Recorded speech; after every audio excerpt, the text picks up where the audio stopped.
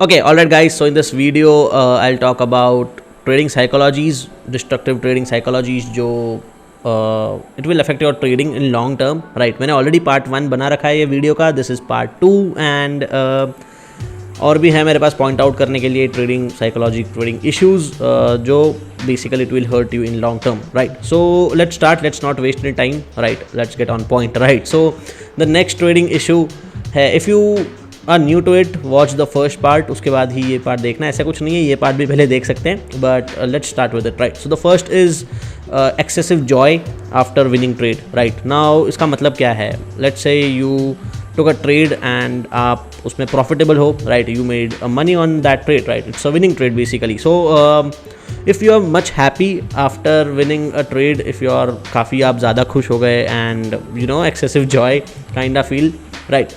So it's not a good way, it's not a good psychology to be happy, because जब आपका losing trade होगा या जब आप loss में जाओगे, it will affect you in bad way, right? And because of this psychology, because of this mindset कि you know you are happy because it's a business, right? उसमें कभी profit होगा, कभी loss होगा, right? So you are in control of market, right? Your emotions are in control of the market. अगर market आपके favor में गया तो you will be happy. If it is not going in your favor, you will be sad, right? So because of this issue काफ़ी affect हो सकता है, because एक रॉन्ग ट्रेड की वजह से you know you will be sad and उसकी वजह से आप ओवर ट्रेडिंग कर सकते हो, रिवेंज ट्रेडिंग कर सकते हो, बहुत सारे इशूज़ है. So this is the number one issue you have to overcome.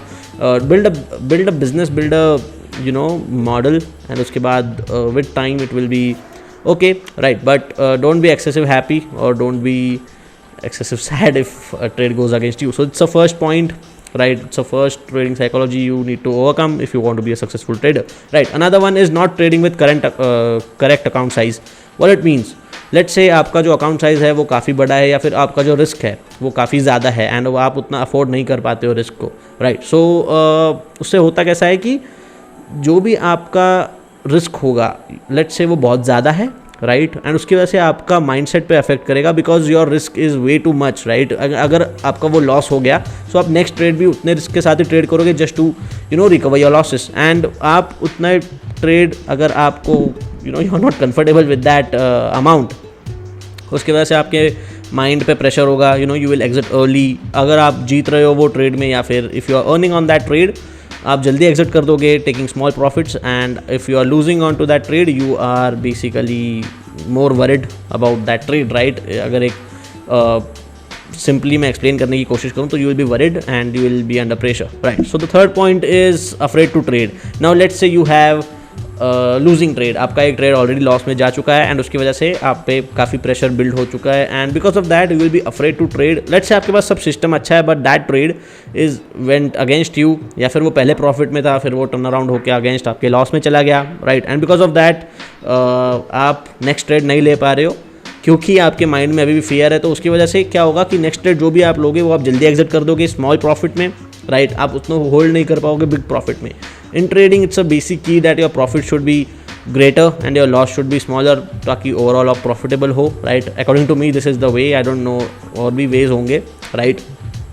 Depends on the probability of your trade, right? And because of that आप जल्दी डर जाओगे ट्रेड लेने से, या फिर आप नेक्स्ट ट्रेड नहीं ले पाओगे, right? So that's the third point. And fourth point is adding on losing positions. Now this is very important point, because sometimes losing positions या फिर एवरेज डाउन करने के लिए हम लोग काफ़ी अच्छा आइडिया होता है, because you know the stock is good and temporary उसका value is low, so it's a good idea to average it down. But most of the time अगर आप गलत हो ट्रेड में, राइट, यूजुअली हम लोग एवरेज डाउन तब करते हैं बिकॉज हमारा ईगो जो है वो स्टेक पे होता है, right? And you just want that stock to come back up, right? So you add on that position because you think कि ये ऊपर आएगा without any logic, without any system, right? Because of the ego, right? Because you just have to be egoistic, and वो side में रख के अगर आप लोग ट्रेड करोगे तो you won't be adding on to that position, right? So you don't have to accept the loss, you just want to be very egoistic, and because of that what you will do is you will add to the losing position. So